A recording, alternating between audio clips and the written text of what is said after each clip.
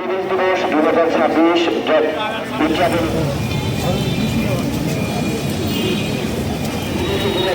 গাইবান্ধার আয়োজনে বর্ণপূজাটি শুরু হয়েছে। আজকের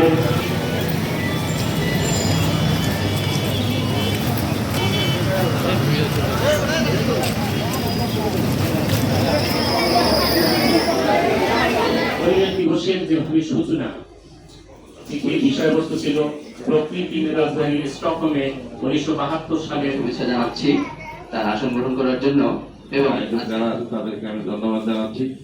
এবং আমাদের নিত্যদিন যে পরিমাণ কার্বন ডাইঅক্সাইড কার্বন মনোক্সাইড, আসুন আমরা এই জায়গা থেকে বেরিয়ে আসি।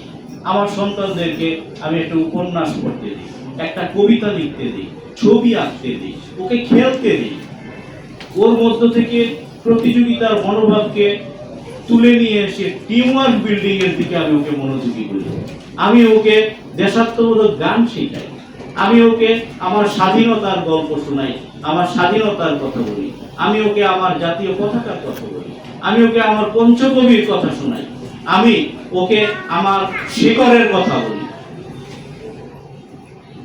এগুলো যখন আমি শিখাবো, ওকে যখন আমি আমার শিল্প সাহিত্য সংস্কৃতি এবং আমার ধর্মীয় যে চর্চা এগুলোর দিকে ওকে যখন আকৃষ্ট করব, ওর মধ্যে যখন মানবিকতা এবং এই দেশপ্রেম দেখা দিবে, মানব প্রেম দেখা দিবে, তখন প্রকৃতপক্ষে সে কৃষক হোক, সে চিকিৎসক হোক, সে অ্যাডমিনিস্ট্রেটর হোক, সে কবি হোক, সে সাংবাদিক হোক, সে রাজনীতিবিদ হোক, সে মসজিদের ইমাম হোক, সে মন্দিরের পুরোহিত হোক, তার মধ্যে প্রথমে কাজ করবে মানবিকতা, তার মধ্যে প্রথমে কাজ করবে দেশপ্রেম, তার মধ্যে প্রথমে কাজ করবে মানব প্রেম। এটি যখন আমরা তৈরি করতে পারবো, তখন সমাজে তার কি অবস্থান সেটা গুরুত্বপূর্ণ নয়, যে সে যার যার অবস্থান থেকে এই সমাজকে কন্ট্রিবিউট করবে, সে দেশকে কন্ট্রিবিউট করবে। তখন অসংখ্য এই বৃদ্ধাশ্রম তৈরি হবে না, এই অসংখ্য আমাদের মধ্যে কিশোর গ্যাং তৈরি হবে না, আমাদের মধ্যে এই অসংখ্য অনাচার অত্যাচার আমাদের তৈরি হবে। একটা সুন্দর সমাজ গঠিত হবে এবং এই সমাজটি হবে সাস্টেনেবল। এই সমাজটি তখন একটি সুন্দর পরিবেশ আমাদেরকে দিবে এবং আমরা একটি দারুণ সুন্দর একটি দেশ পাবো। এই নতুন বাংলাদেশের প্রত্যাশায় বর্তমান সরকার কাজ করে যাচ্ছে।